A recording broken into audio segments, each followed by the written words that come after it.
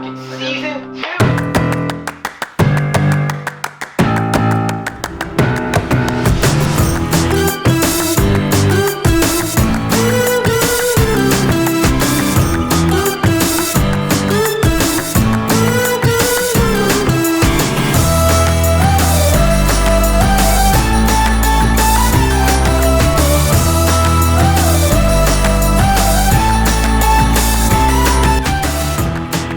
Welcome to What's on Your Napkin. I'm Jared Dillon, founder of Project 10K, and my man, Dr. J, is in the house, bro. What's up, man? Good to see you. Good Listen, to see you. Thank you for coming out. Listen, share everybody, what are you most excited about right now? Give a little bit of background. Who are you? We've known each other for years. This is so much fun to be together, but who are you and what are you most excited about? So I'm a chiropractor by trade. I don't practice anymore, but we still have chiropractic rehab offices in the DC region.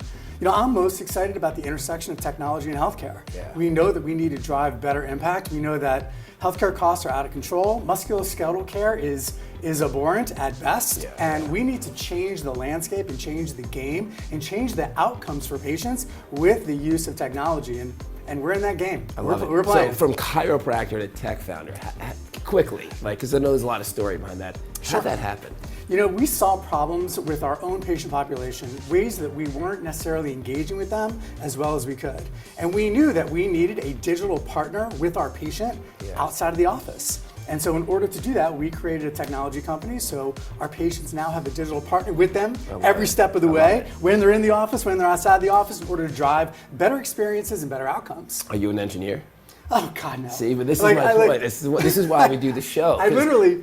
people like you had this moonshot, right? You're like, I see an inefficiency running a really successful practice, like top tier practice, and like there's an inefficiency. And you can either talk about it or you can create a solution for it. And you execute it. And that wasn't your skill set. Like you're a non-technical tech founder. Yeah. And that's why we host the show, because people from around the world, you're gonna see this right now, are gonna pitch us their ideas. All right. Their ideas on a napkin. Because your tech company at one point in time was on a napkin. It was on a napkin. It has to start as a concept. You can't bypass that step. Yeah. So as you're watching us tonight, I ask you to do me a favor. Ask Dr. J to do you a favor. That is, please make sure that you engage. As an entrepreneur is pitching their idea in the comments below, let us know, will you use this platform once it's live, or will you not, and why? Obviously be polite, this is their dream, but share insight with us. Help influence our decision so that when we're deciding on whether or not we want to take that step to go deeper with the entrepreneur, we're going to use your data in order to inform us so that we make the right call. So with that, let's invite the first entrepreneur onto the show. What's on your napkin?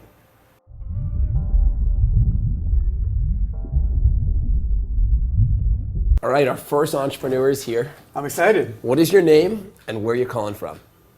Hey, I'm George from Sydney. Awesome. Sydney, good stuff, man. We're very excited to hear what's on your napkin. Take it away. You got 5 minutes, my friend. Can I share my screen? Please do. Okay, GPS Vehicle Inspections International. Moonshot, to be the #1 vehicle inspection platform worldwide. Problem, providing a service that allows you to purchase a second-hand vehicle with confidence, taking the guesswork out of buying a car. It allows you to buy a car interstate if you can't get to the car as well. Solution, we are providing a platform that is available for qualified and accredited motor mechanics to complete a comprehensive vehicle inspection on behalf of the purchaser. A subscription model for motor mechanics to access the platform will be giving a prepaid vehicle inspections request to be completed in their local area. Lightning fast service achieved as the motor mechanic can be located worldwide. 25 years experience as a motor mechanic, created and currently operating GPS vehicle inspections in Australia, intimate knowledge of the industry and passionate about providing a reputable and reliable vehicle inspection service for consumers. The economic model is an extremely scalable and efficient platform that can be applied and adopted not only motor mechanics worldwide, but also other vehicle inspection companies that want to use this proprietary platform.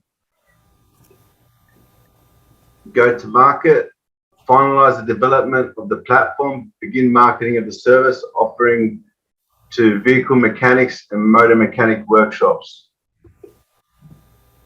Why is Project 10K the perfect partner? 10X have the brand power, knowledge and expertise to facilitate the production and expansion of this platform worldwide. GPS Vehicle Inspections Australia has managed to turn over 32,000 since opening 4 months ago as a sole operator, conducting over 107 vehicle inspections. Can I close my screen? Yeah, awesome. So you're already doing this in your one location. Is that accurate? Yep, but we don't have the platform yet. We're still using a different method. We're still using Google Drive and report writers, but we want to cut the report writers out of it and have the reports automatically produced on the spot by the mechanic. So it turns into the mechanic goes to the site, runs through the platform, runs through the system, and the report is automatically produced and sent to the buyers automatically. So it's lightning fast service, cuts a lot of middlemen out, and it's what happens? more scalable. So let's say like you just got this started. Like what's happening around the world right now because you haven't scaled yet? Like what's the actual process for the inspector today with not using your platform? Not using the platform, the mechanics are going out there, collecting all the data, sending it through to report writers, and report writers are building the reports in offices and wherever they're working from. But we want to cut the report writers out. We just want an app where, like an Uber style system, where the closest mechanic gets a notification for that inspection, takes on the job, gets out there, does the inspection, the report is automatically produced through the app and sent off. It creates a lightning fast service, and you can get the service done anywhere worldwide. If I want to buy a car from another state, I don't even have to be there. I can just bang that mechanic, the closest mechanic to that inspection gets out there, and I get the report within an hour, or however long it gets for the mechanic to get out there. So who's paying for this subscription? So you mentioned the subscription service. Who's paying for it? Well, the mechanic will take a cut from each inspection, and obviously we will take a cut from each inspection. So it's. So what are the economics though? Like what are the economics then? Like what is that amount of money that's being paid? At the moment, I charge $299 an inspection in Australia. I pay my mechanics. They go out there $120 out of that, and we take the rest as a report writer and the owner of the company. How does it become a subscription? Because you mentioned it's a subscription. So like, are people paying? How often are they paying that fee? We haven't gone that too deep into the subscription, but they have to. I think if we can make them pay per inspection, they can make them pay per inspection. It'd be better than a subscription. That'll bring them on board easier than a free. Download it for free, the app, and pay per inspection they get. It'll attract them more. Got it. So really, this is a revenue model for both the inspector and you guys who are building the platform. And the essence of this project is to just remove the middleman. Is that it? To remove the report writer and make it more e-commerce, like more through the app. Right. So there's a centralized database where you're recording all this information. The car buyer has access to it, and the mechanic has access to it as well. Is that correct? Yes. That's right. That's correct. Entry in this market, like why couldn't another mechanic in Australia or around the world do exactly the same thing? What is the proprietary technology that you guys have that prevent others from entering into the market? I've got the expertise to get the report to get a system together to do the inspection. I've been doing in the trade for 25 years to do the inspection, but we just need the app to. Well, no one's got this app yet that are worldwide. I haven't seen this worldwide yet. Where I can order an inspection in New Zealand, I can't order an inspection in America. It's everyone that's doing it already can only go as far as they can reach with their hands. They don't have the technology yet to get one done interstate or over there or in New Zealand or in America. They can only go as far as they can reach, or they can drive in their car. Sure, understood, George. That's what I've noticed with all the other companies, that they're only small fish, all the companies out there doing it at the moment. They're only doing their local areas. There's a company there, there's a company there, there's a company there. There's no one really doing every state. Have you surveyed any other mechanics to find out, like, if this is a revenue model that they're interested in taking on? Like, they want to subscribe to the service, they want to pay for it so they get more business. Like, have you done any user testing or any user research? I've never met a mechanic that says no to money. So if they can bring in another source of income, if they're already on a job and a notification comes through for another job, they're going to take it. No, it's a walk in the park for a mechanic to do this job too. It's an inspection. He's not getting his hands dirty. Sure, no, that makes total sense. I understand that, but they're going to be paying for the app, correct? They would be paying to yes. Service. Okay. And have you figured out what you might charge them in order to get them to pay for it and want the extra income? No, I haven't worked out the exact financial side of it yet. All different countries, different states. Currency is different everywhere. So this is pretty much, is this for the used car market? Is that the purpose of this platform? Great. Okay, so I've never purchased a used car, so I really have no experience. But how big of a market is there of people that are trying to purchase used cars in like other countries or even in other states? Like, how large is that market? Because I've had customers, I've had at least in the last 3 months since I've started, I've probably had 3 people from New Zealand buy a car from Australia. I've had every second customer is buying from a different state with me already, from Queensland, from Victoria, from Western Australia. They're all coming from interstate, buying from New South Wales, from a different state. I'm getting a lot of customers buying from interstate and some from New Zealand, from a different country already as well. It's already happening with my company. And so who has to find out about this though? Because it sounds like this is like at least a 2-sided marketplace, and maybe there's like 3 characters even that need to be on here, because there needs to be the seller of the used car, the mechanic, and then the person buying. Are those the 3 characters that have to somehow congregate on this platform? Is that accurate? yes. Okay, how do we do that, right? Because it's hard enough to get one character on a platform.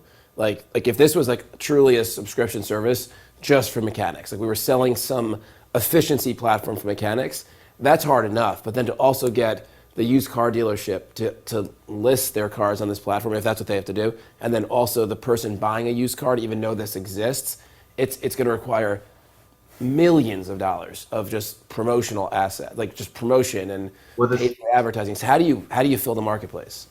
The seller wouldn't have to get on the platform. The seller would just get a call saying, we want to have a look at your car and we're sending a mechanic out now, or when's a good time to send a mechanic out, and we'll organize the time with him. The seller doesn't have to get on the platform at all. It's just between the buyers and the mechanics that need to be on the platform to congregate. So the buyer finds a car at some dealer used car lot in another state, and then they go to this platform to transact with the mechanic, who's then going to go to the location to perform their duties. Is that accurate? Yeah. Got it. So why would a mechanic though pay a regular subscription fee to be on this platform versus just getting paid when they're hired through the platform? I haven't decided.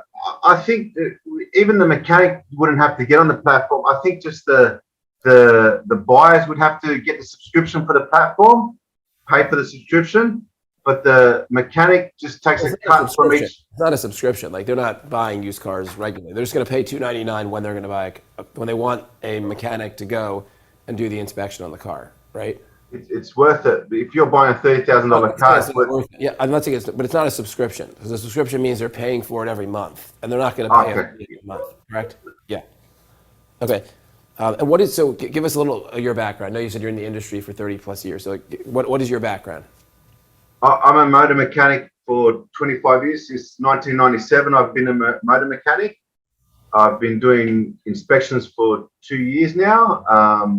I've been operating GPS vehicle inspections for 4 months. We've been operating. I've been working on GPS vehicle inspections for over a year, but to set it up. But we've actually been operating for about 4 months now. It's turned over $32,000 in 4 months, just as me going out on my own, sending myself the information, then building the reports at home, all on my own. That's why it's turned over. So, and that's as far as I can reach only. That's not going interstate or going more than an hour's drive from my house. I do get a lot of jobs coming through from all over Australia that I just can't get to. I can't do. I'm turning them away. In America alone, just last year, there was 40 million secondhand cars sold. In Australia alone, last year, there was 3.5 million secondhand cars sold. If you can just tap into 5% of that market, you've built something pretty amazing, you know. Yeah, there's definitely a market. I'm curious to know if the end user experiences enough pain to change their actual like buying habit. Like that, I've never bought a used car, so I don't know. Let's see what our audience thinks. I'm sure we have an audience here that has bought used cars, and maybe this is like the most painful thorn in their existence, or like if there was just a more efficient way to do it. So what are your thoughts on George's idea? And Dr. J, what are your thoughts on the pitch? What are ways that he could improve the pitch? What are things you liked about the pitch? Please take it away. Yeah, I mean, I think it was a little unclear as to the customer flow. Like, what was the customer experience going to be? That was a little confusing for me. I think knowing your revenue model up front would be really, really helpful. You know, you're getting paid to do these inspections, but people are going to pay for the app. Who's going to pay for the app? What does that look like? I just didn't see a lot of clarity there. So I think getting that ironed out would be really helpful, because it seems like you do have multiple ways to generate revenue. Another thing that I was thinking about was the quality of the inspection. Like, yeah, I could hire this guy. I could go into the app as a buyer and hire this mechanic, but how do I know how good they are? How do I know they're going to give the best possible inspection for this vehicle? So even having a rating system once it's done could be helpful in generating more business for your end user, not the end user, the subscriber, which would be the mechanic, to the app. So I think there's a lot of opportunity here. Again, the market is big, but I think being a bit more clear about the big problem you're trying to solve would be super helpful moving forward. Yeah, it's really great feedback. So the same for me. When it's 5 minutes, right? So there's not that much time, and the key with those 5 minutes is that you help us understand the vision.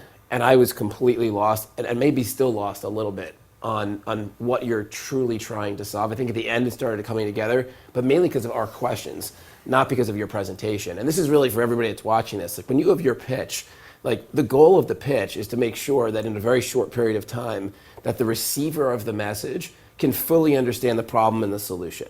They can then start asking more granular questions, but I wasn't clear even on that initially. Like, I think there I was lost. And then the economics of it, I don't see how we really scale this thing without having to throw like tens of millions of dollars at it, because it's a marketplace, and it's hard enough to sell a subscription service to an individual end user, right? Like, you have a tech platform that you sell to health professionals. Yep. There's just one person you have to sell to. That's it. We have to get two different audiences on this platform.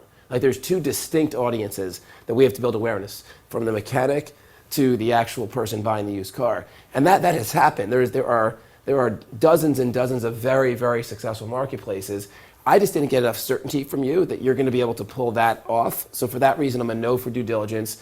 Congratulations on your success so far with what you've done for your part of it. It's really impressive, and I wish you nothing but the best of luck. All right, after commercial break, we'll have another entrepreneur sharing what's on your napkin. What if you could increase profit and transparency on your farm for generations to come?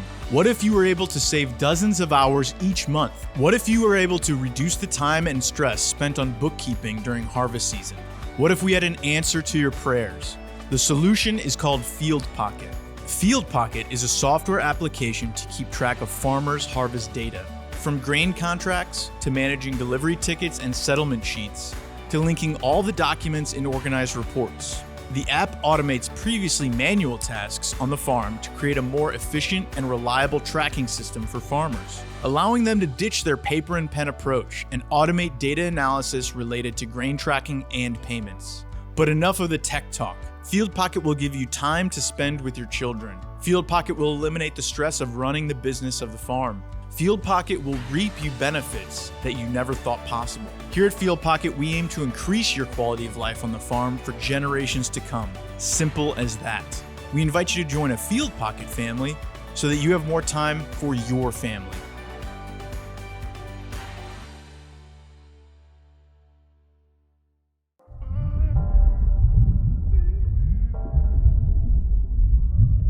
about to share what's on her napkin. What is your name and where are you calling from?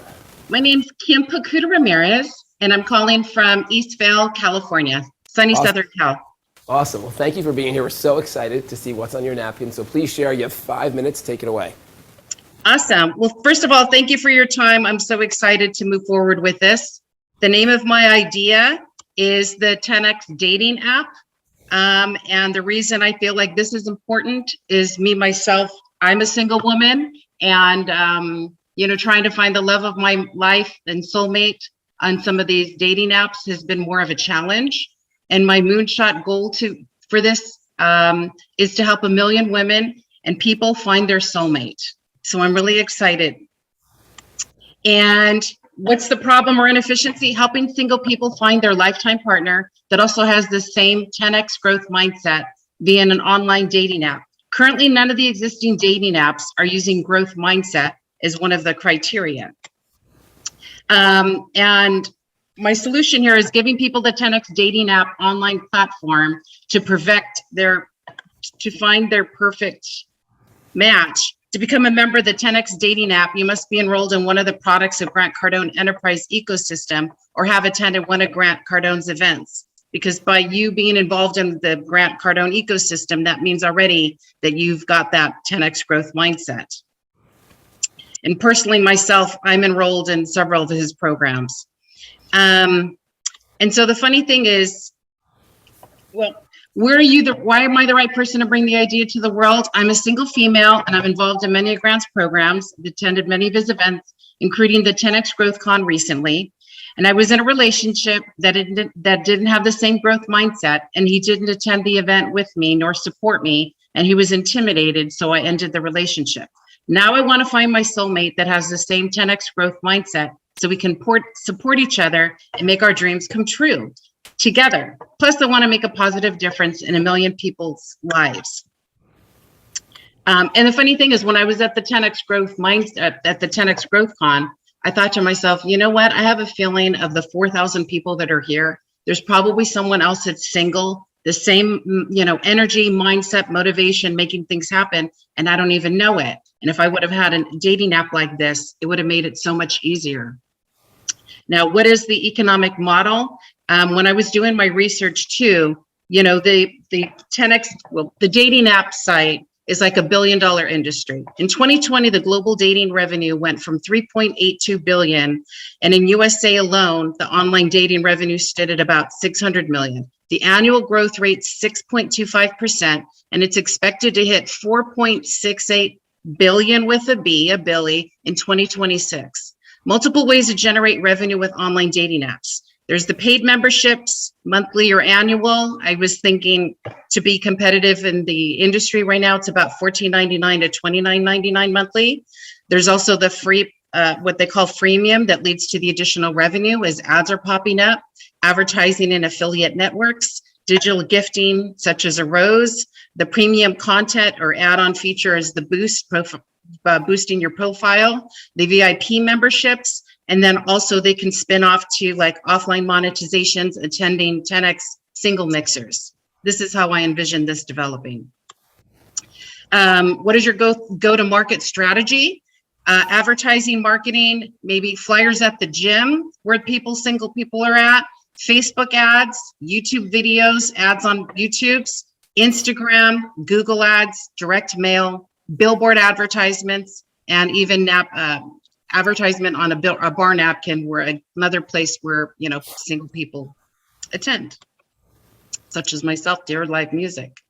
Why is Project 10K the perfect partner for you? You have the experience on taking on napkin ideas and blowing up the idea to reality and being very successful doing it. You understand how to convert an idea into a lucrative business. You have the deep pockets and understand the behind the scenes technology aspect. You're definitely better at technology than I am, based on my today's events. You have already proven the concept, and I want to partner with the best. Surprise us with something memorable. By partnering with me on the 10X dating app, you are not only giving the ability to change my life, but also help me change 1 million people's lives.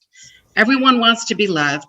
Everyone wants to find their soulmate. Everyone wants to make their dreams come true. And it's easier when you have the support from your life partner. Let's go 10X dating app. Awesome. Thank you so much. You can stop sharing your screen now. Great job. So, very competitive industry, the dating app industry. So, how are you bringing this to market? How are you getting both sides of the equation that are looking for a soulmate to come to this platform versus the dozens and dozens of other dating platforms out there? Well, I feel that one of the things based on psychology, when you're looking for your soulmate, one of the criteria that they say that's for long-lasting love is having that growth mindset, because then that means you're both having the ability psychologically, you're already in the mindset to grow and change and evolve, and then you grow with your soulmate. And again, even though there's lots of dating apps out there, none of them is actually being triggered by their criteria of having that growth mindset. And when you're involved in Grant's ecosystem, already that in itself, people that are following Grant, whether they're in their licensee program or in his real estate club, such as I am, or 10X Studios or what I was have hoping you. you were going to stay away from what you just said. I'll tell you why. Because, so what does Grant need you for in order to launch a dating platform? Well, this might not have been an idea he's already thought of before, and I'm bringing it to the forefront here on something that he should seriously take a look at. It's a great lesson for you and for everybody watching. So when you want somebody like Grant or any thought leader to support your vision, the key is that you find a way very quickly to gain leverage over them. Because at this moment, he doesn't need you. Like if he's like, I want to launch a dating app, him and Elena are just going to go and spend $100,000 and launch a dating app and own 100% of it and make all the money associated with it as well. But if you're going to want to go to Grant and say, hey, Grant, I'm going to launch the 10X dating app, you need to find a way to create leverage over him. So about a year ago, Grant invited me to come out to his office. And he said to me, I want to get involved in what you're doing. Realize, I want to get involved in what you're doing. Because he knew I was doing this with or without him, and he couldn't do it without me. This sounds so predicated on Grant's support that I don't know how it could exist without Grant. And that's not leverage. Because in the end, Grant would just say, yeah, I'll just build the app myself, and I'm going to stand on the GrowthCon stage and say, hey, any single people out there, like go to 10xdatingapp.com. Like, he doesn't need you to do it. So how do you now create leverage over Grant? So because this is predicated on his brand, on his courses. Like, how do you create leverage so someone like Grant would say, I want to support your app? Well, I am a single female and he's not. So he's already in a relationship and I'm single. And so I'm the one that's out there living it. I've been, divorced for 6 years now. And me living this of trying different dating apps and nothing's really resonating with me. And so I feel like I can be the, on the billboards promoting this. And through my own experiences, I'm going to be the one advocating this to come true. And I do, Funnels. Are people, is it a subscription? Are people paying for this? Well, initially, people, in order to get people attracted to your site, initially you roll it out as free. But then if they want the ability to now start messaging people and being able to meet up with them and communicate, then at that point you start to increase. First, you get the interest to the site. And then after that, little by little, you start to like, okay, now you're going to upgrade to premium, or you want to know this about that. What are your thoughts? So the unique selling proposition of this is really Grant Cardone, right? Sure. That is the USP. What are your thoughts on having something out of your control being your USP? Yeah, I don't think it's a good business model. Yeah. I don't think it's sustainable, and I love the word that you use around creating leverage. I think that's really important. I'm having a really hard time, Kim, connecting the dots between, a multi-billion-dollar industry, the millions of people out there that need to find their soulmate, and Right. 4,000 people at a Grant Cardone event. Like, to me, it just doesn't add up and make sense to me. And also the criteria, like if you're just going to be leveraging Grant's network and, getting his list, I don't know how you're going to do that. But there's other elements of a growth mindset, and I just don't see this being strictly related to like building an app that you're going to leverage Grant's network, and that's going to be kind of your key piece, your key element in order to grow this business. So connecting to this point too, so one of the things that excites Grant the most is that a fraction of 1% of the world even knows him. Like, make sure that lands, right? a fraction of a fraction of a fraction of 1% of the world even knows who Grant is, and look what he's accomplished, right? Yeah. Like completely Right. self-made billionaire, like 15,000 doors, major events, and a fraction of a fraction of a fraction of 1% of the people in the world know him, and a fraction of that are single. And that's the market that you're going after. It's such a niche market because it's so predicated on Grant. And if you came to us with just like a generic dating site, we'd say the opposite, which is like, what is your unique selling proposition? Because it's just such a competitive space that you're entering. But speaking to that, like convince us that we're wrong. Convince us there's a really large market for this, and having Grant be the one to bring it to the market is something that he's gonna be willing to do. Well, besides the people that attend Grant's, events, also Tony Robbins also has that growth mindset. I've been to his Unleash the Power Within and Walking the Fire of, the hot coals and such. But I do believe that there is this movement on people with personal development and going after their dreams and getting excited. But none of the dating apps out there are kind of connecting the dots on that, so to speak. So I feel like just, from people that follow, Coach Stormy Wellington and, Tim Story, and then again, Anthony Robbins, Dean Graziosi, all of these types of, events and people that are attending those, that are following those people, have one thing in common, and it's that growth mindset.